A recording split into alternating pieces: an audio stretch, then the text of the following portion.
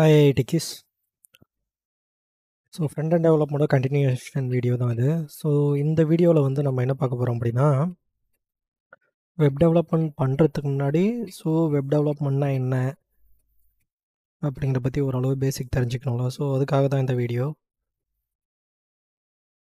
So இதில் நம்ம எதை ஸ்டார்ட் பண்ண போகிறோம் அப்படின்னா, இப்போ வந்து நான் ஒரு வெப் அப்ளிகேஷன் தான் டெவலப்மெண்ட் பண்ண போகிறேன். இப்போ எக்ஸாம்பிள் வந்து வெப் ஆப்பை டெவலப் பண்ண போகிறோம். ஸோ வெப் ஆப் அப்படின்னா உங்களுக்கு தெரியும், லைக் எஃபி, ஃபேஸ்புக், அப்படி இல்லைன்னா ஸ்விக்கி, அப்படி இல்லைன்னா வேறு என்ன இருக்குது, அமேசான். ஸோ இதெல்லாம் வெப் அப்ளிகேஷன் தான். ஸோ இந்த வெப் அப்ளிகேஷன்லாம் டெவலப்மெண்ட் எதில் பண்ணியிருப்பாங்க அப்படின்னா, பேசிக் நம்ம யூஐ டெவலப்மெண்ட் தான் பண்ண போகிறோம். ஸோ யூஐ டெவலப்மெண்ட்டுக்கு நம்ம பேசிக் எடுத்துக்கிறோம், HTML, CSS, JS. ஓகேவா? இது மூணுத்தையும் பார்க்க போகிறோம். சரி, ஆக்சுவலாக என்ன டெவலப்மெண்ட் அப்ளிகேஷன்லாம் இருக்குது அப்படின்னு அதுக்கு முன்னாடி நமக்கு தெரிஞ்சிடணும், கரெக்டாக? ஸோ அதில் தான் டெஸ்க்டாப் அப்ளிகேஷன் ஒன்று இருக்குது. So hospital related socket, server சாக்கெட்டை வச்சு ரெடி பண்ணுவாங்க. இப்போது இது பார்த்திங்க அப்படின்னா டெஸ்க்டாப் அப்ளிகேஷன். அதுக்கப்புறம் பார்த்திங்க அப்படின்னா வெப் ஆப்பு,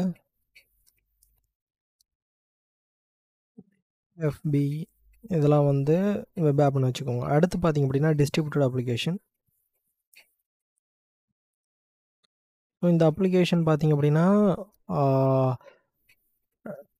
வெப்சைட்லேயும் ஓப்பன் ஆகும், மொபைல் அப்ளிகேஷனுமாகவும் இருக்கும். ஸோ ஒரே நேரத்துலேயே வந்து நம்ம வெப்பாகவும் யூஸ் பண்ண முடியும், மொபைல் ஆப்பாகவும் யூஸ் பண்ண முடியும். ஸோ எக்ஸாம்பிள் வந்து நான் ஸ்விக்கி சொல்கிறேன், ஓகேவா? ஸோ இந்த மாதிரி அப்ளிகேஷன்லாம் டிஸ்ட்ரிபியூட்டட் அப்ளிகேஷன். ஸோ இப்போ நம்ம வந்து வெப் அப்ளிகேஷனுக்கு, அதுக்கப்புறம் பார்த்திங்கன்னா டிஸ்ட்ரிபியூட்டட் அப்ளிகேஷனுக்குலாம் நம்ம என்னவா யூஸ் பண்ண போகிறோம் அப்படின்னா, HTML, CSS வச்சு நம்ம டெவலப்மெண்ட் பண்ண போகிறோம், ஓகேவா? ஸோ அதனால் நம்ம இந்த டெவலப்மெண்ட் படிக்கிறோம் அப்படின்னா எந்தெந்த அப்ளிகேஷனுக்கு ஃபஸ்ட்டு அது தேவைப்படும் அப்படின்னு தெரியணும்ல. ஸோ அதுக்காக. அடுத்து மொபைல் ஆப் பார்த்திங்க அப்படின்னா, மொபைலாக பார்த்தீங்கன்னா கால்குலேட்டர், அதுக்கப்புறம் பார்த்தீங்கன்னா கேலண்டர், மொபைலில் உள்ள கேலண்டர். ஸோ இதெல்லாம் பார்த்திங்க அப்படின்னா மொபைல் அப்ளிகேஷன். ஓகே, அடுத்து ஐஓடி அப்ளிகேஷன் இருக்கும். சென்சார், இன்டர்நெட் ஆஃப் திங்ஸ் அப்படின்னா சென்சார் மூலயமா, அதாவது சென்சார் அப்ளிகேஷன்ஸ். லைட்டு, இப்போ வாஷ் பேஷன் முன்னாடி நான் ஹேண்டை நம்ம என்ன பண்ணணும் அப்படின்னா தண்ணி வருது, அதுக்கப்புறம் நான் டோரை ஓப்பன் பண்ணால் லைட் எரியுது. ஸோ இந்த மாதிரி இன்டர்நெட் ரிலேட்டடான அப்ளிகேஷன்லாம் ஐஓடி அப்ளிகேஷன்ஸ் அப்படின்னு சொல்கிறோம். அடுத்து கேம்ஸு, ஸோ அதுக்கப்புறம் AI apps, so AI applications. இது எல்லாமே பார்த்திங்க அப்படின்னா டிஃப்ரெண்ட் டைப் ஆஃப் அப்ளிகேஷன்ஸ் வந்து இருக்குது. நம்ம இப்போதைக்கு இந்த HTML, CSS வச்சு நம்ம என்ன அப்ளிகேஷன் பண்ண போகிறோம் அப்படின்னா வெப் அப்ளிகேஷன், அதுக்கப்புறம் டிஸ்ட்ரிபியூட்டட் அப்ளிகேஷன் வந்து நம்ம பண்ண போகிறோம், ஓகேவா? ஸோ எதுக்காக இந்த லாங்குவேஜ் யூஸ் பண்ணுறோம், என்ன டைப் ஆஃப் அப்ளிகேஷன் டெவலப்மெண்ட் பண்ண போகிறோம் அப்படின்னு நமக்கு இப்போ ஓரளவுக்கு ஐடியா இருக்கும், கரெக்டாக? ஸோ நம்ம வந்து இந்த அப்ளிகேஷன் பண்ண போகிறோம். இந்த அப்ளிகேஷன் பண்ணுறதுக்கு ஒவ்வொரு ஐடி செக்டரும் என்ன பண்ணுவாங்க, ஒவ்வொரு ஃப்ளோ ஃபாலோ பண்ண மாட்டாங்க. ஸோ ஓவராலாக இப்போ ஐடி செக்டர்ஸ் எல்லாமே SDLC அப்படிங்கிற ஒரு ஃப்ளோ ஃபாலோ பண்ணுவாங்க. ஸோ இதில் பார்த்திங்க அப்படின்னா ரெக்யூர்மெண்ட்டை என்ன பண்ணுவாங்க அப்படின்னா கேதர் பண்ணுவாங்க. ஸோ ரெக்யூர்மெண்ட் கேதரிங் இது வந்து ப்ராடக்ட் ஓனர் பண்ணுவாங்க எப்போதுமே. ரெக்யூர்மெண்ட் கேதர் பண்ணதுக்கப்புறம் இதுக்கு என்ன பண்ணுவாங்க அப்படின்னா அனலைஸாக அவங்களே பண்ணுவாங்க. ரெக்யூர்மெண்ட் கேதரிங் அனலைஸ் பிஓடியும் பண்ணுறாங்கன்னு வச்சுக்கோங்க. அடுத்து வந்து டிசைன் பண்ணுவாங்க. டிசைன் வந்து லைக் அந்த அப்ளிகேஷனோட ஸ்ட்ரக்சர் எப்படி இருக்கணும் அப்படிங்கிறதுக்காக. ஸோ இதை வந்து டிசைன் ஆர்கிடெக்சர் தான் பண்ணுவார். இப்போது இதை எதில் பண்ணுறாங்க அப்படின்னா ஃபிக்மா, கேன்வா, ஃபோட்டோஷாப் ஏதோ ஒன்று வச்சுக்கோங்க. ஒரு டிசைன் மாடல் என்னோட அப்ளிகேஷனுக்கு வேணும் அப்படின்னு சொல்லிட்டு பண்ணிடுறாங்க. அதுக்கப்புறம் பார்த்திங்கன்னா டெவலப்மெண்ட்டு. ஸோ டெவலப்மெண்ட் பார்ட்டு தான் இப்போ வந்து நம்ம பண்ணுறது. இந்த யூஐ டெவலப்மெண்ட்டு இப்போ நம்ம ஃபஸ்ட்டு பார்க்க போகிறோம், ஓகேவா? பேக் அண்ட் ஆல்ரெடி ஃபுல்லாக வீடியோ போட்டிருப்பேன், ஸ்ப்ரிங் போட் வச்சு HTML, CSS, JS, அதுக்கப்புறம் பார்த்திங்கன்னா பூட் ஸ்ட்ராப், ஓகேவா? பூட் ஸ்ட்ராப் இதை வச்சு நம்ம யூஐ டெவலப்மெண்ட் பார்க்க போகிறோம். இப்போ பேக் எண்டு வந்து நம்ம ஆல்ரெடி வீடியோ போட்டிருப்போம் ஃபுல்லாகவே. ஸோ டிஸ்கிரிப்ஷனில் கொடுக்குறேன், ஒரு முறை ரெஃபர் பண்ணிக்கோங்க. Java with spring boat,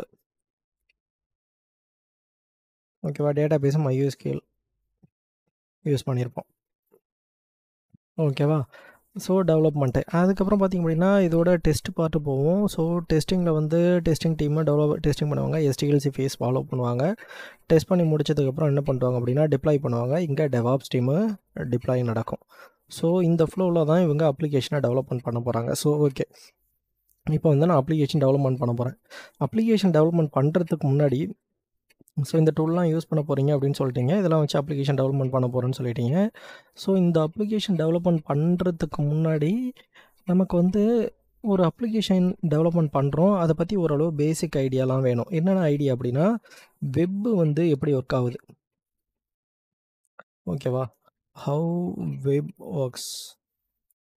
so வெப்பு வந்து எப்படி ஒர்க் ஆகுது அப்படின்னு உங்களுக்கு தெரிஞ்சிருக்கணும் ஓரளவு.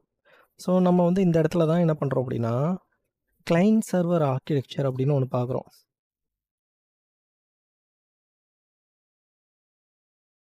ஓகேவா? கிளையன்ட் சர்வர் ஆர்க்கிடெக்சர் அப்படின்னு ஒன்று சொல்லி பார்க்குறோம். ஸோ கிளையண்ட் தான் நம்ம. நான் போய் என்னோட அப்ளிகேஷனில் ஒரு ரெக்வெஸ்ட் கொடுக்குறேன், ஓகேவா? ஸோ ஒரு ரெக்வெஸ்ட் கொடுக்குறேன். எனக்கு என்ன பண்ணுது, அதுக்கான கிளையண்ட்டை இப்போ நான் போயிட்டு ஒரு ரெக்வெஸ்ட் கொடுக்குறேன். அது போயிட்டு சர்வரில் தேடிட்டு எனக்கான ரெஸ்பான்ஸ் எடுத்துகிட்டு வந்து கொடுக்கும். ஓகேவா? எனக்கான ரெஸ்பான்ஸ் எடுத்துகிட்டு வந்து கொடுக்கும். ஸோ எக்ஸாம்பிள் வந்து இதில் ஒரு ஃபோட்டோ எடுத்து வச்சுருக்கேன்னு நினைக்கிறேன். இந்த ஒர்க்கு. ஸோ கிளையண்ட் ஒரு ரெக்வெஸ்ட் கொடுக்குறாங்க, எனக்கான ரெஸ்பான்ஸ் வந்து சர்வர்லேருந்து வருது. இப்போ எக்ஸாம்பிள் வந்து நான் கிளையண்ட் சர்வர் ஆர்க்கிடெக்சர் அப்படின்னு கொடுக்குறேன். கண்ட்ரோல் ஷிஃப்ட் ஐ கொடுத்துக்கிறேன். ஸோ நான் ஒரு முறை ரீஃப்ரெஷ் பண்ணிட்டேன். இதை என்டர் அடிச்சிருக்கேன், ஓகேவா? என்டர் அடிச்சுட்டு நான் இங்கே வந்து பார்க்குறேன், கிளையண்ட் சர்வர் ஆர்க்கிடெக்சர்னு கொடுத்துருக்கேன். எனக்கு ஒரு ரெக்வெஸ்ட் போயிருக்கு, ஓகேவா? இதுக்குள்ளே பாருங்கள், மல்டிபிள் ரெக்வெஸ்ட் யூஆர்எல் இருக்குது.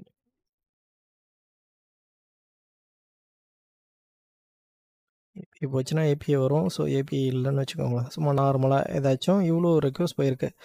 ஸோ நமக்கு வந்து இவ்வளோ ரெக்வெஸ்ட் போயிருக்கு. இதுதான் அதோட ரெக்வெஸ்ட் யூஆர்எல்னு வச்சுக்கோங்க. இந்த யூஆர்எலுக்கு என்ன பண்ணியிருக்கு, ரெக்வெஸ்ட் போயிருக்குன்னு வச்சுக்கோங்க. இந்த ரெக்வெஸ்ட் தான் எனக்கு என்ன பண்ணியிருக்கு, இந்த டேட்டாவெல்லாம் எடுத்துகிட்டு வந்து கொடுத்துருக்கு, ஓகேவா? ஸோ ரெக்வெஸ்ட் போயிருக்கு. இந்த ரெக்வெஸ்ட்டுக்கான டேட்டாவெல்லாம் எடுத்துகிட்டு வந்து கொடுத்துருக்கு. இப்போது இந்த ரெக்வெஸ்ட்டை பார்த்தீங்க அப்படின்னா HTTPS அப்படின்னு சொல்லி போயிருக்கு. அதாவது ஹைப்பர் டெக்ஸ்ட் ட்ரான்ஸ்ஃபர் ப்ரோட்டோகால். நான் கொடுக்குற ரெக்வெஸ்ட் வந்து எனக்கு ஹைப்பர் டெக்ஸ்ட் ட்ரான்ஸ்ஃபர் ப்ரோட்டோகாலாக போயிருக்கு, ஓகேவா? வித் செக்யூர்டாக. அது எனக்கு ரிட்டன் ரெஸ்பான்ஸ் வந்து என்ன ரெஸ்பான்ஸோ அந்த ரெஸ்பான்ஸ் இந்த இடத்துல இருக்கும். இப்போ ஜேஎஸ் ஃபைல் போயிருக்கு அப்படின்னா ஜேஎஸ் ஃபைலோட ரெஸ்பான்ஸ் இதில் எனக்கு வந்திருக்கு. ஆக்சுவலாக நீங்கள் எதை சர்ச் பண்ணாலும் உங்களுக்கு வர ரெஸ்பான்ஸ் என்ன ரெஸ்பான்ஸாக இருக்கும், ஜேசன் ஃபார்மேட்டு, அப்படி இல்லைனா உங்களுக்கு XML ஃபார்மேட்டாக தான் இருக்கும், ஓகேவா? ஸோ இப்போ நான் என்ன பண்ணிட்டேன், ஒரு HTTP ரெக்வெஸ்ட் கொடுத்துருக்கேன். அது போயிட்டு என்ன பண்ணோம், இந்த கூகுள் சர்வர் இருக்கும், கூகுளில் வந்து டேட்டா இருக்குன்னு வச்சுக்கோங்க. கூகுளில் தான் சர்ச் பண்ணிடுறேன். கூகுளில் உள்ள டேட்டாவை போய் சர்ச் பண்ணிவிட்டு அங்கே இருக்கிற டேட்டாவை எடுத்துகிட்டு வந்து எனக்கு ரிட்டன் ரெஸ்பான்ஸாக என்னோட பிசியில் வந்து என்ன பண்ணிவிடும், ஷோ பண்ணிவிடும். ஸோ ஆக்சுவலாக வெப் என்ன எப்படி ஒர்க் ஆகுது அப்படி தான். நீங்கள் வந்து கொடுக்குற ரெக்வஸ்ட் வந்து ஒரு HTTP request, hyper text transfer protocol. So நீங்கள் அந்த ரெக்வஸ்ட்டை கொடுக்கும்போது அந்த ரெக்வஸ்ட்டுக்கான டேட்டா வந்து சர்வருக்குள்ளே இருந்துச்சு அப்படின்னா, இப்போ ஒரு டப்பாக்குள்ளே இருக்குது, நீங்கள் என்ன பண்ணுறீங்க, அதுக்குள்ளே போய் கையை விட்டு ஏதோ ஒரு பொருள் எடுக்கிறீங்க, அதுக்குள்ளே டேட்டா இருந்துச்சுன்னா என்ன பண்ணுவீங்க, அந்த பொருள் வரும், இல்லைனா வராது. கரெக்டாக அதே மாதிரி தான் நான் ஒரு ரெக்வஸ்ட் கொடுத்துருக்கேன். ஸோ கூகுள் டேட்டா பேஸில் போய் பார்க்குது, அங்கே அந்த டேட்டா இருந்துச்சு அப்படின்னா ரிட்டர்ன் சர்வரில் எனக்கு என்ன பண்ணிடும், ரெஸ்பான்ஸாக எடுத்துகிட்டு வந்து கொடுத்துரும், ஓகேவா? அதே HTTPS ரெஸ்பான்ஸாக திரும்ப வந்துடும். ஸோ அந்த ரெஸ்பான்ஸாக என்னால் பார்க்க முடியுது, ஓகேவா? ஸோ இதுதான் வந்து ஒரு ரெக்வஸ்ட்டு, ஒரு ரெஸ்பான்ஸ். இதுக்கு பேர் தான் என்ன, client server architecture. So web இப்போ எப்படி ஒர்க் ஆகுது அப்படின்னு தெரிஞ்சிருக்கும். அதுக்கப்புறம் பார்த்திங்க அப்படின்னா மல்டிபிள் ப்ரோட்டோகால்ஸ் இருக்குது. ஸோ எக்ஸாம்பிள் வந்து என்னென்ன ப்ரோட்டோகால்ஸ் இருக்குது அப்படின்னா,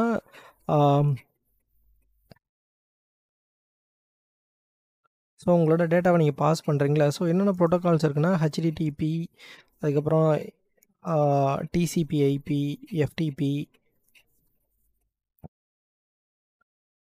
ஃபைல் ட்ரான்ஸ்ஃபர் ப்ரோட்டோகால். ஸோ இந்த மாதிரி ப்ரோட்டோகால்லாம் இருக்குது. ஸோ நம்ம வெப் அப்ளிகேஷனில் யூஸ் பண்ணுற ப்ரோட்டோகால் என்ன, HTTP ட்ரான்ஸ்ஃபர் ப்ரோட்டோகால். ஸோ இந்த ப்ரோட்டோகால் வழியாக தான் நமக்கு என்ன ரெக்வஸ்ட் போகுது, அதுக்கான ரெஸ்பான்ஸ் வந்து ரெக்வஸ்ட் வந்து நீங்கள் என்ன பண்ணுறீங்க, ஒரு ஃபார்மேட்டில் கொடுக்குறீங்க, ஏதோ ஒரு ஃபார்மேட்டில் போகுது. ஆனால் உங்களுக்கு வர ரெஸ்பான்ஸ் எப்படி இருக்குது, ரெஸ்பான்ஸ் லைக் எப்படி இருக்கும், JSON கீ அண்ட் வேல்யூ பெருசாக இருக்கும், அப்படி இல்லைனா XML ஃபார்மேட்டில் இருக்கும், ஓகேவா? சரி, இது இதோட பேசிக் ஐடியா. ப்ரோட்டோகால் என்னன்னு பார்த்தோம் இப்போ நம்ம, ஓகேவா? இப்போது வேறு என்ன பேசிக்காக தெரிஞ்சுக்கணும் அப்படின்னா, சரி நான் வந்து ஒரு டேட்டா கொடுத்துட்டேன். இப்போ இந்த டேட்டா வந்து அந்த சர்வர்லேருந்து போய் எடுக்குது, எப்படி எடுக்குது அப்படின்னா, இதுக்கு தான் வந்து எப்படி கம்யூனிகேட் பண்ணுறதுன்னா, கம்யூனிகேட் அப்படி இல்லைன்னா DNSன்னு போட்டுக்கிறேன், ஓகேவா? DNSனா டொமைன் நேம் சிஸ்டம்னு போட்டுக்கிறேன்.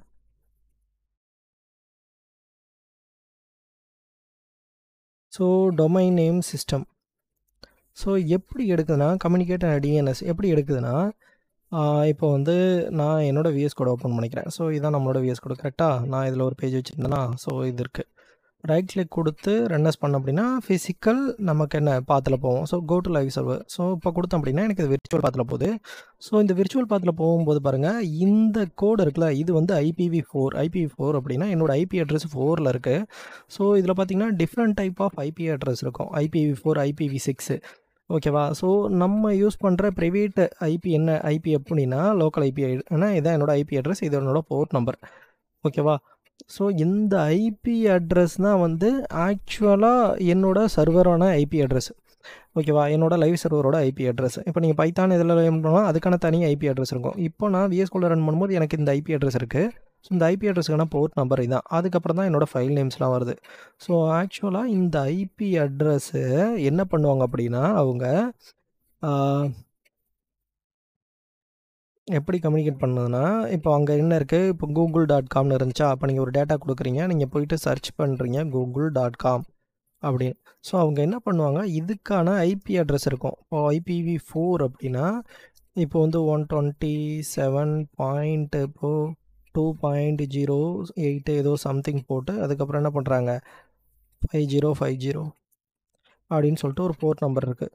ஸோ இவங்க என்ன பண்ணுவாங்க அப்படின்னா இந்த google.comங்கிறது என்னோட டொமைன் நேம் ஓகேவா. இதுதான் வந்து என்னோட ஐபி அட்ரஸ். இந்த ஐபி அட்ரஸுக்கு தான் லோக்கல் சர்வர் ஐபி அட்ரஸ் இது. ஸோ அவங்க என்ன பண்ணுவாங்க அப்படின்னா இந்த டொமைன் நேம் எக்ஸாம்பிள் வந்து நீங்கள் வந்து ஒரு ஃபோன் எடுத்துக்கிறீங்க, ஃபோனில் போயிட்டு என்ன பண்ணுவீங்க நேமை சர்ச் பண்ணுறீங்க. ஸோ அந்த நேம் தான் இதுன்னு வச்சுக்கோங்க, அதுக்கான நம்பர் தான் இது ஓகேவா. இப்போ நான் என்ன பண்ணுவேன் இந்த நேமை கொடுத்தேன் அப்படின்னா இந்த நம்பர் இருக்கா இல்லையானு போய் பார்த்து சர்வருக்குள்ளே இந்த நம்பர் இருந்துச்சுன்னா அந்த நம்பருக்கான டேட்டாவை எடுத்துகிட்டு வரும் இங்கேருந்து ஓகேவா அந்த சர்வருக்குள்ளே. ஸோ இங்கே பாஸ் ஆகுறதுலாம் டிஎன்எஸ் கொரி, இந்த ஒர்க்கை பண்ணுறதுலாம் டிஎன்எஸ் கொரியோட வேலை. ஸோ அது பார்த்துக்கும். ஸோ இதை பற்றி நம்ம ஒரி பண்ணிக்க தேவையில்ல ஓகேவா. டிஎன்எஸ் கொரி பார்த்துக்கும்.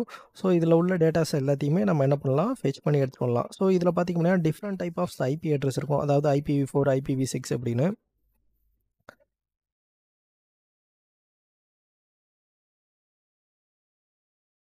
ஸோ இந்த டிஎன்எஸ் கொரி என்ன பண்ணுது அப்படின்னா டிஎன்எஸ் கொரி என்ன பண்ணுதுன்னா என்ன ரெக்கார்டு இருக்குன்னு பார்க்கும். இப்போ ஏ ரெக்கார்டாக இருக்கா அப்படி இல்லைன்னா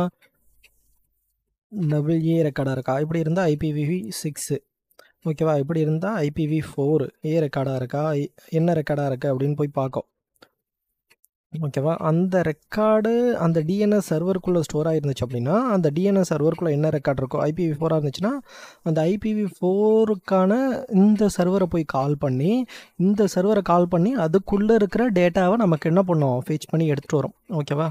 ஸோ ஓரளவு எப்படி கம்யூனிகேட் பண்ணுது அப்படிங்கிற ஓரளவு பேசிக் ஐடியாவும் இப்போ உங்களுக்கு வந்திருக்கும் ஓகேவா. ஸோ கிளைண்ட் சர்வர் ஆர்கிடெக்சரில் 2 டயர் 3 டயர் ஆர்கிடெக்சர் ஓகேவா மல்டிபிள். ஆனால் பேசிக்காக ஆர்கிடெக்சர் என்ன பண்ணுது அப்படின்னா நீங்கள் என்ன ஒரு ரெக்வஸ்ட் கொடுக்குறீங்க அதுக்கான ரெஸ்பான்ஸ் எடுத்துகிட்டு வரும்.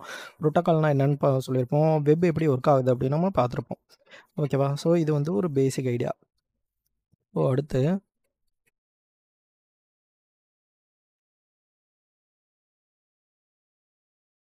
ஸோ இப்போ வந்து எப்படி ஒர்க் ஆகுதுன்னு பார்த்துருப்போம். ஸோ இப்போ வந்து நம்ம வெப்புனா என்ன அப்படின்னு பார்க்கணும். So what is web? So இப்போ நம்ம என்ன பண்ண போகிறோம் அப்படின்னா வெப்னா என்னன்னு பார்க்க போகிறோம். ஸோ வெப்னா என்ன அப்படின்னு உங்களுக்கு ஓரளவு ஐடியா இருக்கும். வெப்னா என்ன, ஜஸ்ட்டு இந்த WW போனோம் வேர்ல்டு வைடு ஏரியா நெட்ஒர்க்கா சம்திங் என்னமோ ஒன்று போடுவோம் கரெக்டாக. வேர்ல்டு வைடு வெப் இதுதான் வெப்பு அப்படின்னு உங்களுக்கு ஒன்று தெரிஞ்சிருக்கும் கரெக்டாக. ஸோ இதுக்கு முன்னாடி இன்டர்நெட் இருந்தாலே நீங்கள் என்ன பண்ணலாம், ஜஸ்ட்டு போயிட்டு கூகுளில் போய் சர்ச் பண்ணுறீங்க அப்படின்னா உங்களுக்கு என்ன பண்ணிவிடும் வேர்ல்டு வைடு கனெக்ட் பண்ணியிருக்கோம். வேர்ல்டு வைடு என்ன பண்ணிவிடும் கனெக்ட் பண்ணும் ஃபஸ்ட்டு ஓகேவா. இந்த இன்டர்நெட்டோட வெப்புங்கிறது என்னென்னா portion of internet with user access restriction. என்ன சொல்ல வரோம் அப்படின்னா இப்போது டிக்டாக் இருக்குது, டிக்டாக்ல இந்தியாவில் யூஸ் பண்ண முடியாது ஓகேவா. இதுவே சைனாவில் யூஸ் பண்ண முடியும். என்ன சொல்கிறாங்கன்னா நீங்கள் இன்டர்நெட் வச்சு போய் சர்ச் பண்ணிங்கன்னா எடுத்துகிட்டு வர முடியும். ஆனால் இந்த யூசர் இந்த கண்ட்ரியில் யூஸ் பண்ணலாம், இந்த யூசர் இந்த கண்ட்ரியில் யூஸ் பண்ண முடியாது அப்படிங்கிற அந்த ரெஸ்ட்ரிக்ஷனோட இருந்துச்சு அப்படின்னா அதுக்கு பேர் தான் என்ன சொல்கிறாங்க அவங்க வெப் அப்படின்னு அவங்க மெயின் பண்ணுறாங்க. ஸோ இப்போது நீங்கள் ஒரு வெப்பை வந்து ஏதோ ஒரு அப்ளிகேஷன் ஏதோ ஒன்று போஸ்ட் பண்ண போகிறீங்க. ஸோ இதெல்லாம் யார் மெயின்டைன் பண்ணுறது அப்படின்னா W3C அப்படின்னு சொல்லிட்டு ஒருத்தவங்க இருப்பாங்க. இவங்க தான் வந்து அந்த வெப் அப்ளிகேஷன்லாம் என்ன பண்ணுறாங்க, வேர்ல்டு வைடு கன்சார்டியம் ஸ்டாண்டர்டைஸ் பண்ணுறாங்க. ஓகேவா, கன்சார்டியம். ஸோ வெப் ஆல்ரெடி உங்களுக்கு தெரிஞ்சிருக்கும்னு நினைக்கிறேன், நான் சொல்ல தேவையில்ல. டிம் பெர்னர்ஸ்-லீ அவங்க தான் வந்து என்ன பண்ணாங்க, ஃபஸ்ட்டு இதை கண்டுபிடிச்சவங்க. ஓகேவா, இவங்க எப்போ கண்டுபிடிச்சாங்க அப்படின்னா 1990s ஃபஸ்ட்டு யார், டிம் பெர்னர்ஸ்-லீ தான். 1990s டிம் பெர்னர்ஸ்-லீ இவர் தான் இன்ட்ரடியூஸ் பண்ணார். இதுக்கு பேர் தான் என்ன, வெப். ஓகேவா, ஸோ இந்த வெப் எப்படி ஒர்க் ஆகுது அப்படின்னா ஹெச்டிஎம்எல்னா ஹைப்பர் டெக்ஸ்ட் மார்க்அப் லாங்குவேஜ். இது உங்களுக்கு தெரிஞ்சிருக்கும் எல்லாருக்குமே. நமக்கு என்ன அப்ரிவேஷன் நல்லாவே தெரியும், ஹைப்பர் டெக்ஸ்ட் மார்க்அப். ஓகேவா, மார்க்அப் லாங்குவேஜ். ஸோ இந்த ஹெச்டிஎம்எல் அப்படிங்கிறது என்னென்னா ஹைப்பர் டெக்ஸ்ட். ஹைப்பர்னா நீங்கள் அந்த டெக்ஸ்ட்டுக்கு பின்னாடி ஏதோ பார்க்க போகிறீங்க, beyond the text.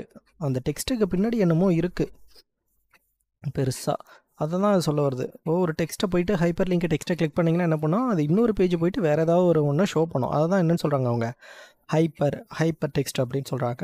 So hyper டெக்ஸ்ட்டுங்கிறது என்னென்னா அந்த டெக்ஸ்ட்டுக்கு பின்னாடி வேறு ஏதோ பெருசாக இருக்குது, அதை நம்ம பார்க்க போகிறோம். அதை தான் சொல்லுது அது, what you see beyond the screen. So அதை தான் என்னென்னு சொல்கிறாங்க, ஹைப்பர் டெக்ஸ்ட் அப்படின்னு சொல்கிறாங்க. ஓகேவா, இப்போது ஹெச்டிஎம்எல்லை பற்றி உங்களுக்கு தெரிஞ்சிருக்கும். ஸோ ஃபஸ்ட்டு இது என்ன இருக்குது அப்படின்னா எஸ்ஜிஎம்எல்லா, எஸ்ஜிஎம்எல் இல்லை,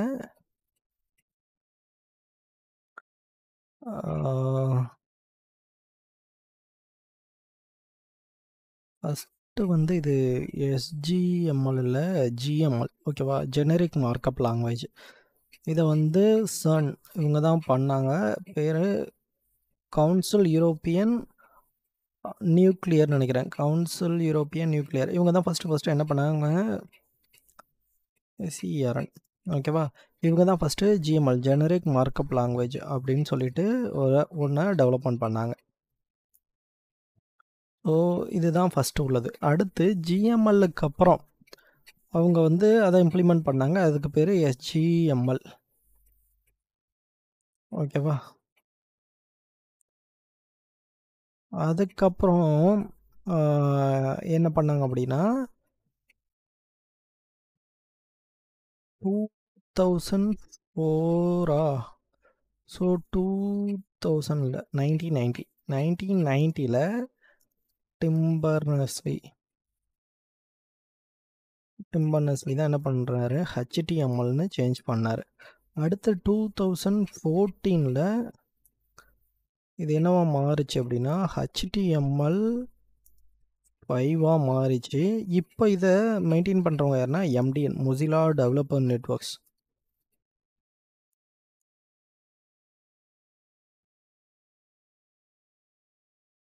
ஓகேவா, ஸோ அடுத்து இது வந்து HTMLோட பேசிக். அடுத்து என்ன அப்படின்னா ப்ரௌசர்னால் என்னன்னு தெரியணும், கரெக்டாக. ப்ரௌசர், ஸோ ப்ரௌசருங்கிறது சிம்பிள் தான். உங்களோட HTML பேஜ் இருக்குல்ல, இந்த HTML டாக்குமெண்ட்டை ரெண்டர்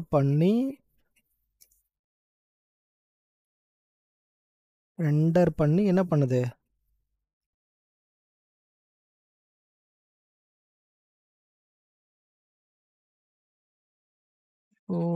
டிஸ்பிளே யூசர்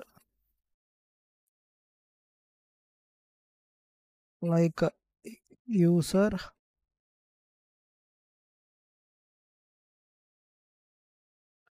எக்ஸ்பெக்டேஷனுக்கு ஏற்ற மாதிரி இருக்குல்ல. ஸோ இதை தான் அவங்க என்னன்னு சொல்கிறாங்க அப்படின்னா ப்ரௌசர்னு சொல்கிறாங்க. ஸோ மல்டிபிள் ப்ரௌசர்ஸ் இருக்கும். ஓகேவா, ஆக்சுவலாக ஸோ மல்டிபிள் ப்ரௌசர்ஸ் இருக்கும். எக்ஸாம்பிள் வந்து chrome, Firefox. So multiple browsers இருக்கும். இதில் குரோமோ ஃபயர்ஃபாக்ஸ்னு இருக்கா, இந்த ப்ரௌசருக்கெல்லாம் எல்லாத்துக்குமே ப்ரௌசர் இன்ஜின்னு ஒன்று இருக்கும். Browser engine. ஸோ இந்த ப்ரௌசர் இன்ஜின் எக்ஸாம்பிள் வந்து குரோமியம். ஓகேவா, இவங்க தான் என்ன பண்ணுவாங்க அப்படின்னா உங்களோட HTML ஃபைலோ CSS ஃபைலோ இதெல்லாம் வந்து ரெண்டர் பண்ணி காட்டுவாங்க. ஸோ எப்படி ப்ரௌசர் ஒர்க் ஆகுது அப்படின்னா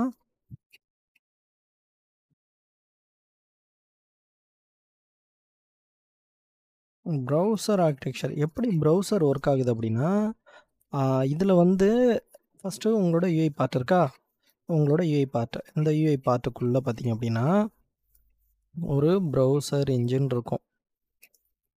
ஓகேவா, அதுக்கப்புறம் பார்த்தீங்க அப்படின்னா ஒரு ரெண்டர் இன்ஜின் இருக்கும். ஓகேவா, ரெண்டுமே குரோமியம் தான், ஆனால் ரெண்டு ஒர்க்கை தனியாக பண்ணும் இது. ஓகேவா, இங்கே ப்ரௌசர் இன்ஜின் இருக்கா, இதுவும் அதே தான், இதுவும் குரோமியம் தான். ஓகே, இந்த ப்ரௌசர் இன்ஜின் என்ன பண்ணுது, என்னோட HTML ஃபைலாக இருந்தாலும் சரி ப்ளஸ் CSS ஃபைலாக இருந்தாலும் சரி ட்ரான்ஸ்ஃபர் பண்ணுது. இது என்னோட யூஐயில் பார்த்தீங்க அப்படின்னா உங்களுக்கு அட்ரஸ் பார் இருக்கும். ப்ரௌசரில் போனீங்கன்னா அட்ரஸ் பார், அதுக்கப்புறம் அந்த ஃபேவரட் ஐக்கான் இதெல்லாம் இருக்கும்.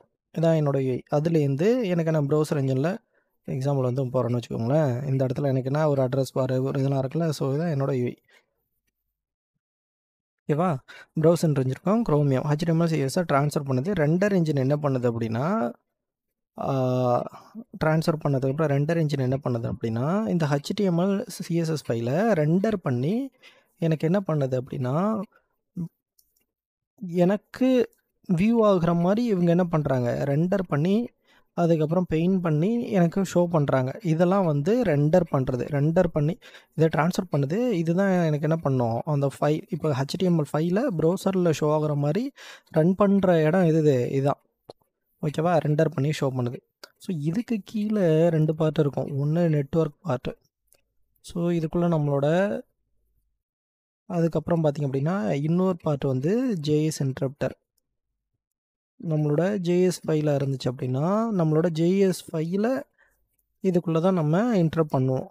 JS ஃபைல் தான் இதுக்குள்ளே ரெண்டர் ஆகும். JS ரெண்டர் ஆகிற ஃபைலே தான். ஓகேவா, அதுக்கப்புறம் பார்த்திங்கன்னா இதுக்கு இந்த நெட்வொர்க்கிங்குள்ளே தான் நம்ம என்ன பண்ணுவோம், அப்ளிகேஷனோட பர்ஃபார்மன்ஸு எவ்வளோ நேரத்துக்குள்ளே அந்த பேஜ் ரெண்டர் ஆகுது அதெல்லாம் நம்ம இதுக்குள்ளே தான் செக் பண்ணுவோம் நெட்வொர்க்கிங்கில். ஓகேவா, ஸோ இதில் இன்னொரு பார்ட் இருக்குது, இதுதான் UI பேக்எண்டு. UI பேக்எண்டுனா நம்ம என்ன பண்ணுறோம், நம்மளோட சம் டேட்டாஸை நம்ம என்ன பண்ணுறோம் குக்கீஸாக ஸ்டோர் பண்ணுவோம். கரெக்டாக, அப்படி இல்லைன்னா செஷனாக ஸ்டோர் பண்ணுவோம், லோக்கல் செஷன். அதுக்கப்புறம்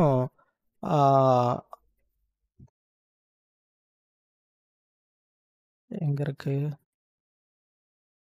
இதோ இருக்குது. ஓகேவா, ஸோ கண்ட்ரோல் ஷிஃப்ட் ஐ கொடுத்தோம் அப்படின்னா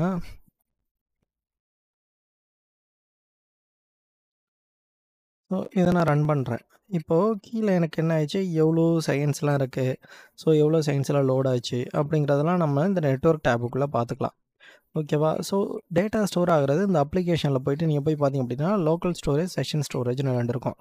ஒன்று வந்து உங்களோட லோக்கல் ஐபியில் ஸ்டோர் பண்ணுறது லோக்கல் ஸ்டோரேஜ். வேறு ஒரு ப்ரௌசரில் போய்ட்டு நிறைய ஐபி போனாலும் உங்களோட டேட்டா இருக்கும். செஷன் ஸ்டோரேஜ்னால் நீங்கள் இந்த இதில் ஒரு செஷனில் ஓப்பன் பண்ணி வச்சிங்களா, அது க்ளோஸ் பண்ணிட்டு முடியும், உங்களோட டேட்டா எரேஸ் ஆகிடும். இது பேர் தான் செஷன் ஸ்டோரேஜ். அப்புறம் குக்கீஸாக ஸ்டோர் பண்ணிக்கலாம். ஓகேவா, ஸோ அதுக்கப்புறம் பார்த்திங்க அப்படின்னா எங்கே இருக்குது நெட்வொர்க் டேப் இருக்கா. ஸோ இதை எக்ஸ்பிளைன் பண்ணிட்டேன். நம்ம UI பேக்எண்டுக்கு JS இன்டரப்டருங்கிறதுனா நம்மளோட ஃபைலை இதுக்குள்ளே ரெண்டர் பண்ணி JS ஃபைலில் இருந்துச்சுன்னா இதுக்குள்ளே ரெண்டர் பண்ணி நமக்கு ஷோ பண்ணுறது அந்த JS இன்டரப்டர் ஒர்க் ஆகுது. ஓகேவா, ப்ரௌசர் இன்ஜின் ரெண்டர் இன்ஜின் எதுக்கும் HTML CSS ஃபைலை ரெண்டர் பண்ணுறதுக்கு ஒர்க் ஆகுது. ஓகேவா, ஸோ இப்போ ஓரளவு நம்ம வந்து அப்ளிகேஷன் டெவலப்மெண்ட்டுக்கான பேசிக் ஐடியாவை பார்த்துட்டோம். ஸோ இப்போது நெக்ஸ்ட்டு வீடியோவிலேருந்து நம்ம என்ன பண்ண போகிறோம் அப்படின்னா HTML டேக்ஸ் இருக்குல்ல, ஸோ அந்த டேக்ஸை பற்றி தெளிவாக ஒவ்வொரு டாப்பிக்காக நம்ம வந்து பார்க்க போகிறோம். ஓகேவா, ஸோ வீடியோ பிடிச்சிருந்தா லைக் பண்ணுங்கள், ஷேர் பண்ணுங்கள், சப்ஸ்கிரைப் பண்ணுங்கள். ஸோ ஏதாச்சும் சொல்லணும்னு நினச்சிங்கன்னா கமெண்ட்டில் சொல்லுங்கள். ஓகேவா? தேங்க்ஸ் ஃபார் வாட்சிங் திஸ் வீடியோ.